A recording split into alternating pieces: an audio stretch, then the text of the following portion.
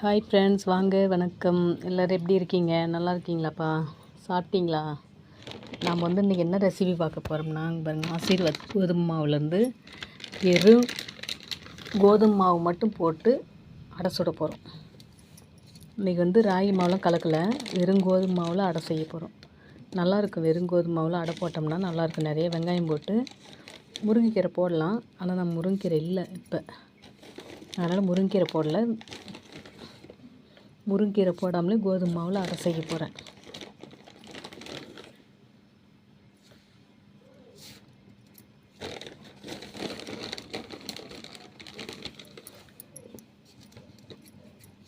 வெறும் கோதுமை மாவுப்பா. இது கூட போட்டுக்க வேண்டியது வரமிளகாய், வெங்காயம். சரிங்களா? உங்களுக்கு வேணும்னா முருங்கீரை, உங்களுக்கு கிடைச்சதுன்னா முருங்கீரை போட்டுக்கோங்க. இப்போ எனக்கு முருங்கீரை கிடைக்கல, அதனால் முருங்கீரை போடல. முருங்கீரை கிடச்சிதுன்னா கண்டிப்பாக நான் முருங்கீரை போட்டிருப்பேன். அது ஒரு வீட்டுக்கு போகணும், அவங்க வீட்டில் யாரும் ஆள் இல்லை, போய் கேட்காம அங்கெல்லாம் உடைக்க மாட்டோம். அவங்கக்கிட்ட கேட்டுட்டு தான் உடைக்கிறது.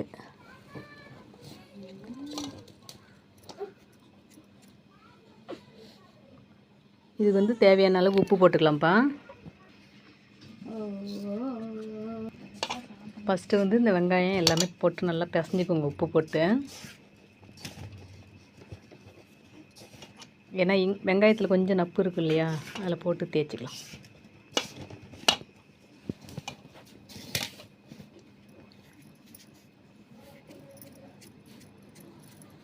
இப்போ பார்த்திங்கன்னா கொஞ்சமாக தண்ணி போட்டுக்கலாம்.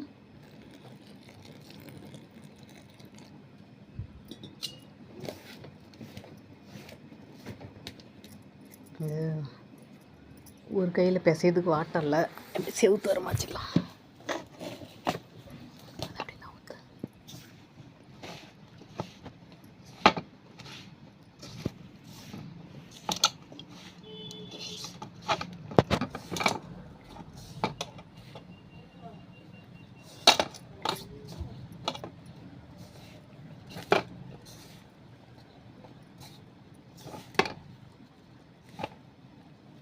நம்ம ஊற்றுன தண்ணியில் பார்த்திங்கன்னா நல்லா பிசைஞ்சிருக்கோம். தண்ணி பத்தலை.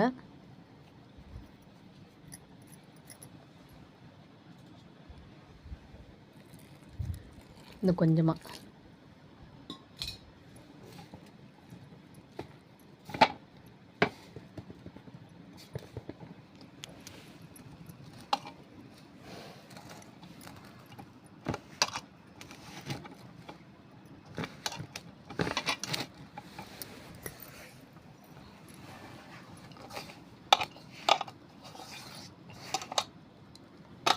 அகலமான பாத்திரம் எதுவும் இல்லை, அதனால தான் வடைச்சிட்டு எடுத்துட்டேன்.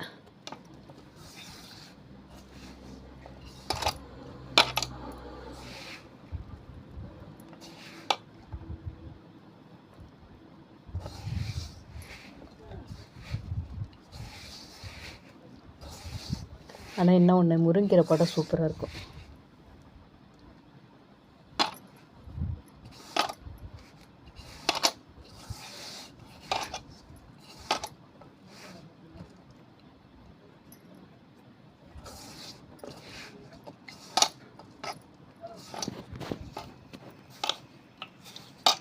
இப்போ பாருங்கள், நம்ம ரெண்டாவது தண்ணி ஊற்றிமோ இன்னும் கொஞ்சம் பத்தலை. ஏன்னா ஒரே முட்டுக்காக தண்ணி ஊற்றினா தண்ணி எச்சா போயிடும், மாவு கொலன்னு போயிடும்ல. அதுக்காக கொஞ்சம் கொஞ்சமாக ஊற்றி பிசையணும்.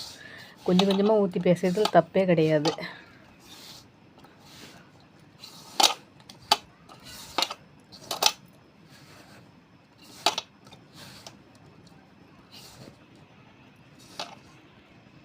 இன்னும் கொஞ்சமாக தண்ணி ஊற்றிக்கலாம்ப்பா.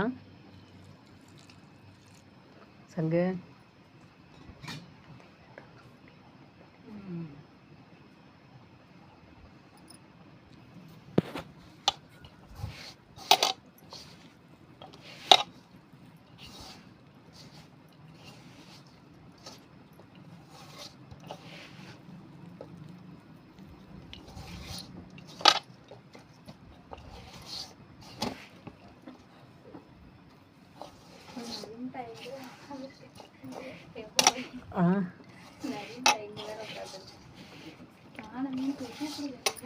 எப்போ மை வந்தீங்க?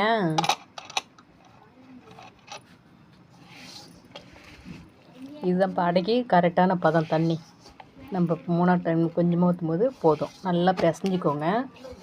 உங்களுக்கு வந்து முருங்கீரை கிடச்சா கண்டிப்பாக முருங்கீரை போட்டுக்கோங்க. இல்லை வேறு ஏதாவது கீரை ஐட்டம் கிடச்சிதுன்னா சிறுகீரை, அரைக்கீரை இது மாதிரி கிடச்சிதுன்னா போட்டுக்கோங்க, நல்லாயிருக்கும். எங்கள் அம்மாலாம் பார்த்திங்கன்னா வெறும் கோதுமை நினச்சா அப்படியே வெங்காயம் வரமிளகா கிள்ளுவாங்க, வெங்காயம் அறிவாங்க, கோதுமை மாவு போட்டுவாங்க, பிசைஞ்சு அடையை சுட்டு சாப்பிடுவாங்க. கீரை எதிர்பார்க்க மாட்டாங்க, கிடச்சிதுன்னா போடுவாங்க. எங்கள் வீட்டில் முருங்கை மரம் இருந்ததுப்பா, எல்லாம் வெட்டியாச்சு.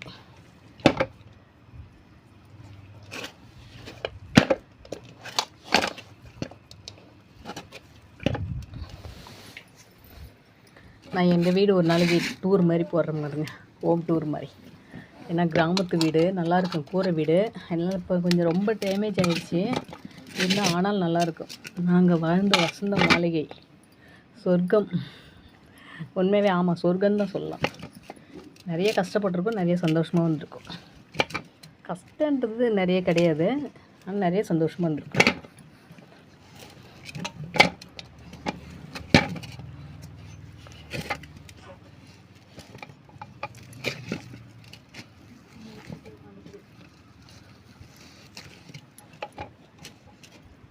இதே வந்து நல்லா பிசைஞ்சிக்கோங்க. நம்ம பிசைறதுல தான் இருக்குது.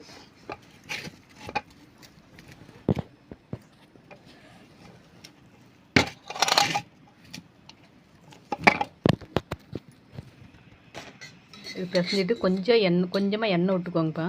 பாருங்க, கொஞ்சமாக எண்ணெய் போட்டுக்கோங்க.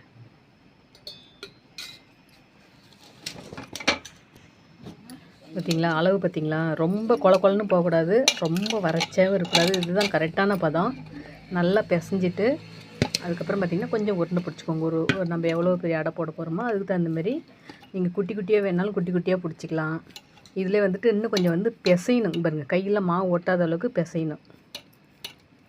நான் வீடியோவுக்காக உருண்டை பிடிச்சி காமிக்கிறேன். பாருங்கள், இந்த சைஸில் பிடிச்சிங்கன்னா நல்லா மெலிசாக தட்டிக்கணும். இன்னும் கொஞ்சம் நேரம் நம்ம பிசையணும், பிசைஞ்சிக்கலாம். மாவு வந்து எந்த அளவுக்கு பிசைகிறோமோ அந்தளவுக்கு நல்லா சாப்பிட்டு கிடைக்கும், சாஃப்டாக இருக்கும். அப்படியே மெதுவாக அப்படின்னா இதெல்லாம் சுடுதண்ணிலாம் ஊற்றி பிசைய தேவையில்ல, நம்ம பிசைறதுலே இருக்குது சாஃப்டாக கிடைக்கிறது.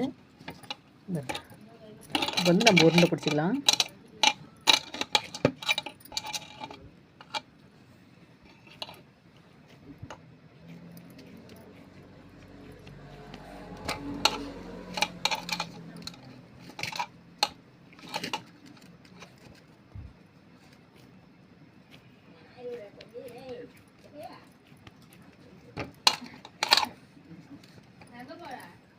நான் வந்து இந்த கம்ம மாவு கூட சேர்க்கல, கோதுமை மாவு கூட வந்து பார்த்திங்கன்னா கம்ம மாவு சேர்த்து ஒரு நாளைக்கு போடுவோம். கம்ம மாவு போட்டு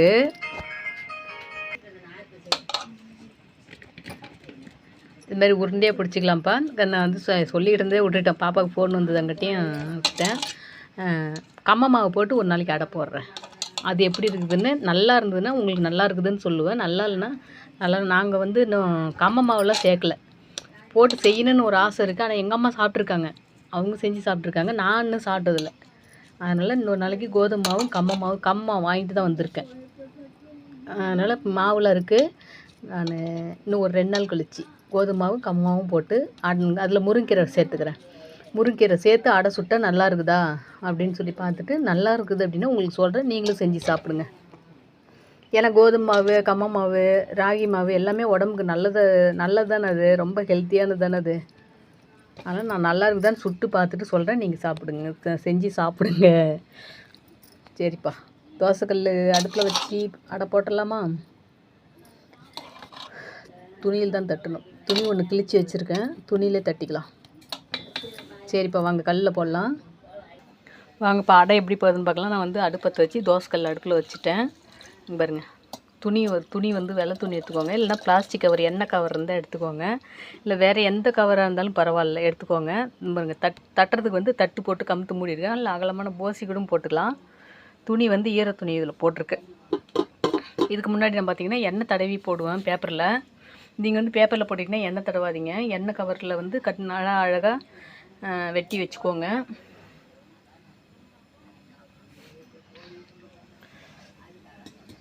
இருங்க வரேன். நீங்கள் வந்து எண்ணெய் கவர் போட்டிங்கன்னா அந்த கவரில் பார்த்தீங்கன்னா எண்ணெய் தடவிக்கோங்க. இல்லையா துணியிலனாக்கா துணியில் வந்து எண்ணெய் ஒட்டாது அதிகம். அதனால் நீங்கள் வந்து தண்ணியில் நனைச்சிக்கோங்க. சரிங்களா? இப்போ பாருங்க, ஒரு உருண்டை ஒன்று எடுத்து வச்சிட்டோம். கொஞ்சம் லைட்டாக கையை வந்து ஈரப்பதம் நனைச்சிக்கோங்க. நனைச்சிட்டு இப்படி தட்டுங்க. நம்ம வந்து ஃபஸ்ட்டு நடுவுலேருந்து தள்ளிக்கிட்டு போகணும். பாருங்க, ஓரத்தில் தள்ளக்கூடாது, நடுவுலேருந்து இப்படி அகலப்படுத்தணும். நடு சென்டர்லேருந்து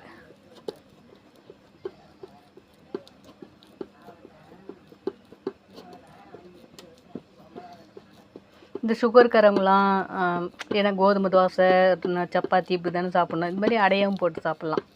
வரமிளகாய் போட்டு வெங்காயம் போட்டு கீரை போட்டு அடையாவும் சாப்பிட்லாம். மத்தியான நேரத்தில் அப்படியே 1-2 போட்டு சாப்பிட வேண்டியது தான். நாமளே கூட நார்மலாக டெய்லி சாப்பிட்டா நமக்கு சுகர் வராமல் தடுக்கலாம். இருந்தாலும் நான் அவ்வளோ தான் சாப்பிடுவேன். ஐயோ நமக்கு சுகர் வந்துடுமோ என்னமோ, நாம் அதுமாரி கோதுமை மாவு ராகி மாவு இதெல்லாம் நிறைய எடுத்துக்கலாம் அப்படின்லாம் நினைப்பேன். இப்போ அடையை எடுத்து போட்டுடலாம். கையில் வந்து ஒரு கையில் செல்லு இருக்கிறதால எடுக்க முடியல. பாருங்க, துணியோடு வந்து கமுத்திட்டேன். இந்த துணி வந்து அப்படியே பிடிச்சி எடுத்துடலாம். பாருங்க, துணி அப்படியே போட்டு கல்லில் போட்டு, கல் நல்லா காஞ்சிச்சு.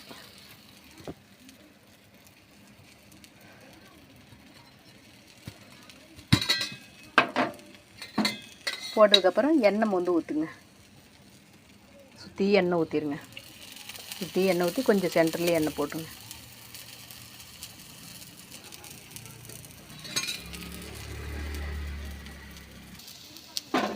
அடை வந்து திருப்பிக்கோங்கப்பா. பாருங்கள், புது தோசை திருப்பி வாங்கிட்டு வந்தேன். நல்லா இருக்குது இது. நல்லா இப்போதைக்கு சமைத்து கழுவிட்டு மட்டும் எடுத்திருக்கேன். அதுக்கப்புறம் ஸ்டிக்கர் எடுத்துக்கலாம் அப்படின்ட்டு அர்ஜென்ட்டுக்கு நேற்று வாங்கிட்டு வந்தேன். இப்போ யதார்த்தமாக சீக்கிரமாக அடை போட வேண்டியது, பிள்ளைக்கு பசிக்குதுன்னு சொன்னேன். அடை வேணும் எனக்கு, சாப்பிட்டு போல தோணுது அப்படின்னு அர்ஜென்ட்டில் போட்டேன். நல்லா இருக்குப்பா அந்த தோசை சில்பி. இங்கே பாருங்கள், நல்லா வெயிட்டாக இருக்குது. ஆனால் 68 ரூபா தான். நான் உங்களுக்கு வந்து ஒரு லாங் வீடியோ போட்டிருக்கேன். எந்த கடையில் நான் வந்து பாத்திரம் வாங்கினேன் அப்படின்னா ஆத்தூரில். கடை பேர்லாம் தெரில எனக்கு. நல்லா இருக்குது பொருள் எல்லாமே, கெட்டியாக நல்லா இருக்குது. அதுக்கு தகுந்த மாதிரி ரேட்டும் பரவாயில்ல. இப்படி வந்து சென்டரில் ஒரு 2-3 ஓட்டை போட்டு விட்ருங்க. ஏன்னா சென்டரில் அது மட்டும் வெந்துடும். இப்போ வந்து நம்ம அடுத்த அடைக்கு வந்து துணி விரித்து போட்டு எந்த பக்கம் மாவு தட்டணுமோ அந்த பக்கம் தட்டிக்கலாம். துணி விரித்து போட்டோங்களா, லைட்டாக தண்ணி தெளித்து விட்டுக்கோங்க. ஈரப்பதம் இருந்தால் அதில் பிடிக்காது. மாவு வச்சிட்டிங்களா, கையில் பாருங்கள் ஈரம் இருக்குது பாருங்கள். நடு சைடு வந்து இப்படி அமுத்தி கொஞ்சம் கொஞ்சமாக இப்படி தூக்கி தள்ளணும் பாருங்கள். நம்ம சென்டர்லேருந்து அழுத்து ஓரத்தில் தள்ளி அமுத்தணும்.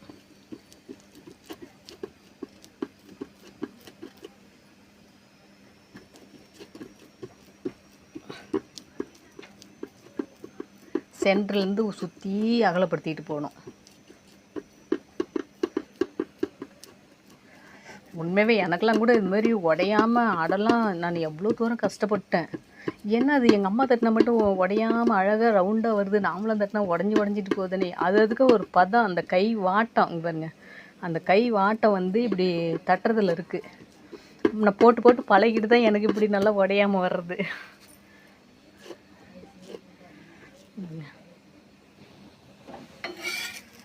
இந்த இடம் வந்து பார்த்திங்கன்னா கொஞ்சம் அனல் அதிகமாகிடுச்சு, அதனால தான் தேஞ்சிச்சு. அது ஒன்றும் பிரச்சனை இல்லை, தேஞ்சாலும் நல்லா வெந்திருக்குன்னு தானே தான்.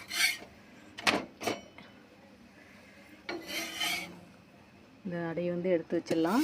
நல்லா வெந்திருக்கும். அப்பப்போ திருப்பி போட்டுருணும். இன்னும் தோசை கல்லே கொஞ்சம் எண்ணெய் ஊற்றிக்கலாம். பாருங்க, தோசை கல்லே கொஞ்சம், தோசை கல்லில் சாரி, மாற்றி பேசுகிறேன். இப்போ மாவு கையில் எடுத்துக்கலாம்.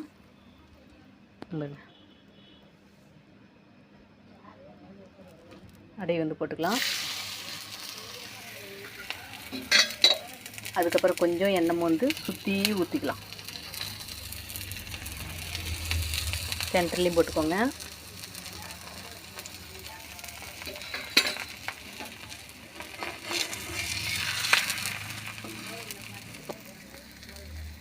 நான் வந்து சிம்மில் வச்சுருந்தேன். சிம்மில் வச்சுமே அது கொஞ்சம் தீஞ்சு போகணும்னு தான் சிம்மில் வச்சேன். நீங்கள் வந்து நான் செல்லு கையில் வச்சுருக்கிறதால ஒரு மாதிரி பதட்டம். அதனால் நீங்கள் வந்து கரெக்டாக செஞ்சுக்கோங்க. என்ன பதட்டம்னா ஐயோ நம்ம கரெக்டாக செய்கிறோமா இல்லையா அப்படிங்கிற ஒரு பதட்டமே இருக்குது. யாரும் குறை கண்டுபிடிக்கிறது நிறைய இருக்கிறாங்களே, அதுக்காக தான் பயமாக இருக்குது. இது குறை கண்டுபிடிக்கிறதுலாம் எதுவும் கிடையாது. எனக்கு தெரிஞ்சு இது நான் போடுறேன். அப்படிதானுங்க. நல்லா வேக வச்சுருங்க. அவ்வளோதான்ப்பா, வெறும் கோதுமை மாவோட. நெக்ஸ்ட் டைம் நான் வந்துட்டு கோதுமை மாவும் கம்ம மாவும் போட்டு வெங்காயம், வரமிளகாய், முருங்கைக்கீரை 3மே சேர்த்து மாவு பிசைஞ்சி அடை போட்டு சாப்பிட்டு பார்த்துட்டு உங்களுக்கு வீடியோவும் போடுறேன். அந்த சூப்பராக இருந்தால் சூப்பராக சொல்கிறேன், நல்லா இல்லைனாலும் நல்லா இல்லைப்பா செய்யாதீங்க அப்படின்னு சொல்லிடுறேன். ஓகேப்பா, பாய். ஆனால் கம்ம மாவு போட்டு நல்லா இல்லாமலாம் இருக்காது, எனக்கு தெரிஞ்சு இன்னும் சூப்பராக இருக்குது. ராகி மாவோட கம்ம மாவு இன்னும் சூப்பராக இருக்கும். கண்டிப்பாக அது ஒரு நாளைக்கு வீடியோ வரும். சரிப்பா, பாய். எல்லோரும் பார்த்து பத்திரமா இருங்க, சேஃப்டியாக இருங்க, அவ்வளோதான். ஓகேப்பா. நல்லா இருக்குதா? ஏன் மெல்லமுல்ல பல்லு இல்லை? நல்லா இருக்குதா? ஆடை நல்லா இருக்குதா? சூப்பராக இருக்குதா? முருங்கீரை இல்லை போடுறதுக்கு, முருங்கீரை போட்டால் சூப்பராக இருக்கும். சப்பாத்தி அடை சொல்லுங்க. பையன் கேட்டா, சங்கவி கேட்டா கோதுமை மாவில் ஆயா சுடும், எனக்கு அதுமாதிரி சுட்டு கொடு அப்படின்னு சொல்லி. கோதுமை அரைக்கல ஒட்டுக்கு 5 கிலோ வாங்கிக்கிறது. நல்லா இருக்குதா? உப்புலாம் கரெக்டாக இருக்குதா? உப்புலாம் சரியாக இருக்குதா மையன்? சரி, கோதுமை மாவு நல்லா இருக்குது. கோதுமை மாவில் வெறும் கோதுமை மாவு முன்ன ஒரு நாள் கடையில் வாங்கினது தான். நாளைக்கு ஊற வச்சுக்கலாம். வாங்கிட்டு வந்தது தான். இல்லை, இன்னும் சொசைட்டியில் வாங்கலை, கடையில் வாங்கிட்டு வந்தது. அட்டை இருக்குது. அப்பா அட்டை அம்மா அட்டைலாம் கேன்சல். என் அட்டைக்கு தான் வாங்கணும். என் அட்டைக்கு தான் வாங்கணும்.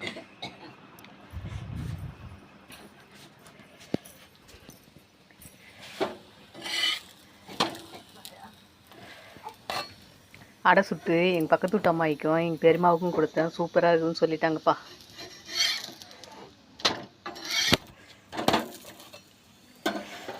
தட்டி வச்சுருக்கேன். அவங்க ஆள் கொண்டு வந்து சாப்பிட்டாங்க. பல்லு இல்லை பாவம், ஆனால் மெல்ல முடியாதுல்ல. நல்லா இருக்குது. இப்போ நானும் சாப்பிட்டேன், சூப்பராக இருக்குது. இன்னும் கொஞ்சம் எனக்கு தெரிஞ்சு மிளகா போட்டுக்கலாம். முருங்கீரை இருந்ததுன்னா எனக்கு சூப்பராக இருக்கும். முருங்கீரை இல்லை, என்ன பண்ணுறது? ஓகேப்பா, அதுக்கு முன்னாடி நான் பாயின்னு சொல்லி முடிச்சிட்டேன். ஆனாலும் எங்கள் பெருமாட்ட அந்த அம்மாயிக்கிட்டலாம் அடை எப்படி இருக்குதுன்னு சொல்லி கேட்கலான் தான் ஒரு குட்டி வீடியோ எடுத்து அதிலோட ஆக்ட் பண்ணியிருக்கேன். ஓகே, பாய்.